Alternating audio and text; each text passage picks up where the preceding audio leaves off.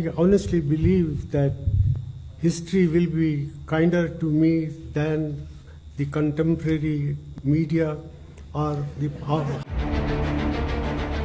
आज अर्थशास्त्र के सरदार और देश की अर्थव्यवस्था के डॉक्टर मनमोहन सिंह इतिहास बन गए हैं। कभी उन पर कमजोर प्रधानमंत्री होने को लेकर सियासत होती रही, तो कभी उनके मौन रहने पर सवाल उठते रहे। लेकिन देश को आर्थिक संकटों से उबारने वाले मनमोहन सिंह ने बता दिया कि वो कितने असरदार हैं। प्रधानमंत्री नरेंद्र मोदी भी उनके योगदान को याद कर रहे हैं। एक विद्वान अर्थशास्त्री के रूप में और रिफॉर्म्स के प्रति समर्पित लीडर के रूप में उन्हें हमेशा याद किया जाएगा। 1991 में वित्त मंत्री के रूप में उनके सामने कई चुनौतियां थी।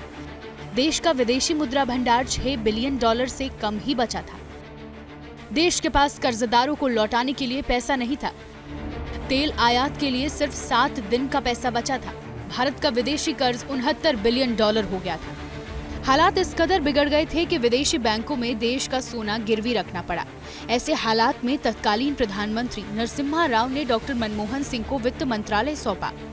IMF जैसी संस्थाओं से कर्ज लेने के लिए नीतिगत बदलाव की शुरुआत हुई। सरकार ने लाइसेंस राज वाली पाबंदियां हटानी शुरू की। प्राइवेट सेक्टर को मौका दिया गया। विदेशी निवेश को आकर्षित करने के लिए नीतियां बदली गई। इंडस्ट्रियल पॉलिसी रिफॉर्म के जरिए विदेशी निवेश के लिए रास्ता खोला गया और देश की अर्थव्यवस्था पटरी पर लौटने लगी। दिसंबर 1991 में भारत सरकार ने विदेशों में गिरवी रखा सोना छुड़वा लिया।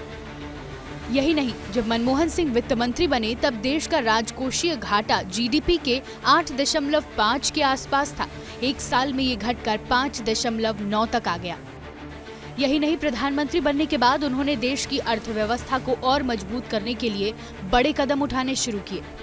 देश भर में आज हर कोई उनके असरदार योगदान को याद कर रहा है।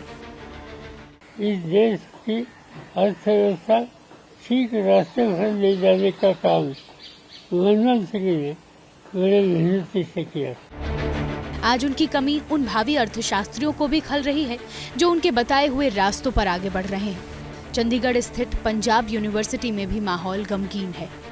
हम सबको दुख है क्योंकि हमारे डिपार्टमेंट का नाम जुड़ा हुआ था उनसे, हमारी यूनिवर्सिटी का नाम जुड़ा हुआ था उनसे। डॉक्टर मनमोहन सिंह को भारत रत्न दिए जाने की भी मांग उठ रही है। निश्चित रूप से उनके अंदर सारी वो योग्यता है जो भारत रत्न मिलने के वो काबिल हैं। साफ है, जिस अर्थव्यवस्था की उन्होंने नींव रखी, आज उसी पर भारत की अर्थव्यवस्था और मजबूत हो रही है। For exclusive and insightful videos, subscribe to our new channel ABP Live Premium.